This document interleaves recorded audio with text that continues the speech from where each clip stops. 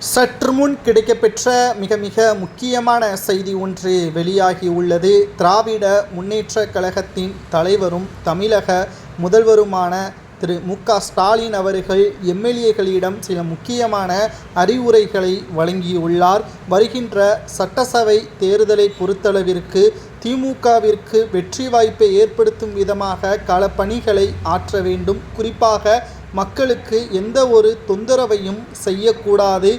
குறிப்பாக திராவிட முன்னேற்றக் கழகம் வெற்றியடைவதற்கு திமுகவின் எம்எல்ஏக்கள் தான் முழுமையான ஈடுபாடுடன் களப்பணிகளில் மும்முரமாக செயல்பட வேண்டும். இல்லை என்றால் அவர்களது பதவி மாற்றம் செய்யப்படும். ஸ்டாலின் வெளியிட்டுள்ள மிக முக்கியமான அறிவிப்பு வெளியாகி பெரும் பரபரப்பை ஏற்படுத்தியுள்ளது. திமுகவின் தலைவரும் தமிழக முதல்வருமான ஸ்டாலின் அவர்கள் எம்எல்ஏ பதவி மாற்றம் பற்றியான சில முக்கியமான தகவல்களை இன்று வெளியிட்டிருக்கிறார். திராவிட முன்னேற்றக் கழகம் 2026 சட்டசபை தேர்தலில் வெற்றியடையவில்லை என்றால் நிச்சயம் அதற்கு எம்எல்ஏக்களும் நிர்வாகிகளும் தான் முழுமையான காரணம். அவர்களது பதவியே நான் மாற்றுவேன் என்பதற்கேற்ப வெளியிட்டுள்ள செய்தி பரபரப்பை ஏற்படுத்தியுள்ளது.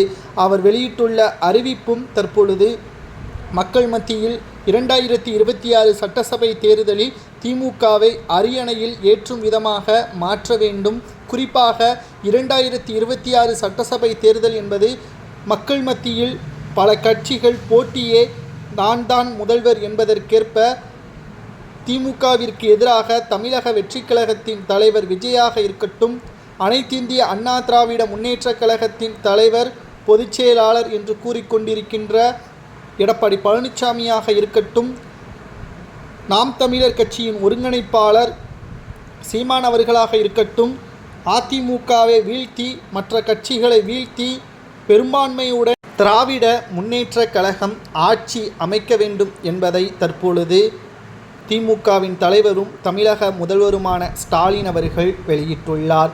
திமுகவின் எம்எல்ஏ பதவி மாற்றம் என்ற தகவலால் திமுகவின் எம்எல்ஏக்கள் கட்சியின் பணிகளை மும்முரமாகவும் மக்கள் மத்தியில் எந்த ஒரு பிரச்சனையையும் செய்யக்கூடாது என்பதற்கேற்ப பாதுகாப்பான சூழலாக தமிழக மக்கள் இருக்க வேண்டும் என்றும் ஸ்டாலின் அவர்கள் தெரிவித்துள்ளார்.